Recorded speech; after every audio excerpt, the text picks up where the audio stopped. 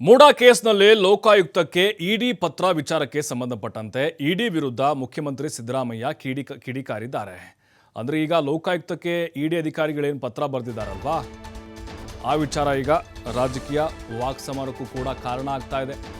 ಮುಖ್ಯಮಂತ್ರಿಗಳು ಇದನ್ನ ಖಂಡಿಸಿದ್ದಾರೆ ಮತ್ತು ಕಿಡಿಕಾರಿದ್ದಾರೆ. ಈ ವಿಧಾನವನ್ನ ಪ್ರಶ್ನೆ ಮಾಡಿದ್ದಾರೆ. ಲೋಕಾಯುಕ್ತಕ್ಕೆ ವರದಿ ನೀಡಲು ಅವಕಾಶ ಇತ್ತು, ಅಂದ್ರೆ ಇಡಿ ಅವರು ವರದಿ ನೀಡಬಹುದಾಗಿತ್ತು, ಅದಕ್ಕೆ ಕಾನೂನಾತ್ಮಕವಾಗಿ ಅವಕಾಶ ಇದಾವೆ. ಆದರೆ ಅದು ಬಿಟ್ಟು ಲೋಕಾಯುಕ್ತಕ್ಕೆ ಪತ್ರವನ್ನ ಬರೆದಿದ್ದಾರೆ. ಮಾಹಿತಿ ಸೋರಿಕೆ ಮಾಡುವುದರ ಹಿಂದಿನ ಉದ್ದೇಶ ಜನರಿಗೆ ಗೊತ್ತಾಗಿದೆ, ರಾಜ್ಯದ ಜನರಿಗೆ ಅರ್ಥವಾಗುತ್ತದೆ ಅಂತ ಮುಖ್ಯಮಂತ್ರಿ ಸಿದ್ದರಾಮಯ್ಯ ಹೇಳಿದ್ದಾರೆ.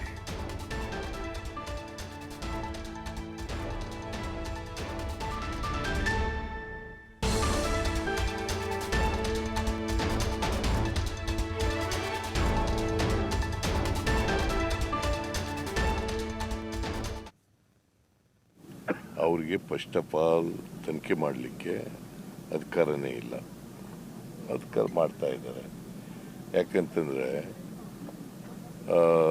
ಗವರ್ನರ್ ಹೇಳಿರೋದೇನು, ತನಿಖೆ ಮಾಡಿ ಇದನ್ನು ಕೊಡಿ ಅಂತ, ಲೋಕಾಯುಕ್ತ ಪೊಲೀಸ್ನವ್ರು ಕೊಡಿ ಅಂತ. ಡಿಸ್ಟ್ರಿಕ್ಟ್ ಕೋರ್ಟ್ನವ್ರು ಏನಂತ ಹೇಳಿರೋದು,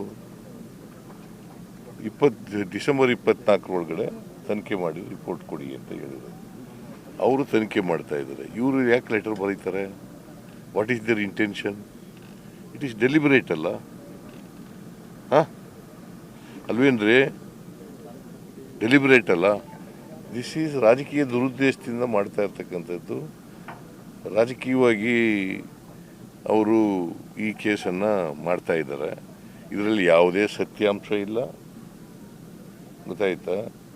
ಅವರು ತನಿಖೆ ಮಾಡ್ತಾ ಇದ್ದಾರೆ. Let them give the report independently. Why they have written a letter? They may share the information, but it doesn't mean that they should write a letter and it should be made open. ನಿಮಗೆಲ್ಲ PTIಗೆ release ಮಾಡೋದು ಅಥವಾ ನಿಮ್ಮ TV ಚಾನೆಲ್ಗಳಿಗೆ release ಮಾಡೋದು, there is no law like that. Information share ಮಾಡಬೇಕು ಅನ್ನೋಗಿದ್ರೆ ಬರೀ ಶೇರ್ ಮಾಡ್ಬೋದಾಗಿತ್ತು ಅಷ್ಟೇ. ಉದ್ದೇಶ ರಾಜಕೀಯ, ಉದ್ದೇಶ ಟೋಟಲಿ 100% ರಾಜಕೀಯ. ನೋಡಪ್ಪ, ಇಡಿಯವರು ಅವರಿಗೆ ಫಸ್ಟ್ ಆಫ್ ಆಲ್ ತನಿಖೆ ಮಾಡಲಿಕ್ಕೆ ಅಧಿಕಾರನೇ ಇಲ್ಲ. ಅಧಿಕಾರ ಮಾಡ್ತಾ ಇದ್ದಾರೆ. ಯಾಕಂತಂದರೆ